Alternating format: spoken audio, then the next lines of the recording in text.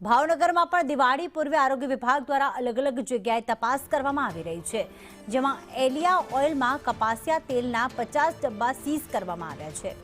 અમીપરા વિસ્તારમાં જે ગોડાઉન આવેલું છે ત્યાં ચેકિંગ હાથ ધરવામાં આવ્યું હતું। કપાસિયા તેલના સેમ્પલ્સ રિપોર્ટ માટે મોકલવામાં આવ્યા છે।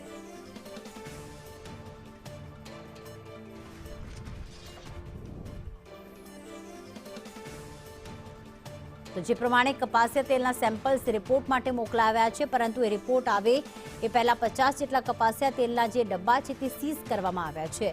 દિવાળી પૂર્વે વેપારીઓ દ્વારા, હોલસેલ ધારકો દ્વારા માવો છે, તેલ છે, મીઠાઈઓ છે, આ બધામાં ભેળસેળ કરવામાં આવતી હોય છે, જેના જ કારણે આરોગ્ય વિભાગ તપાસ કરતું હોય છે। પરંતુ સૌથી મોટી વાત એ કે દંડ કરી અને માત્ર સંતોષ માનવામાં આવતો હોય છે।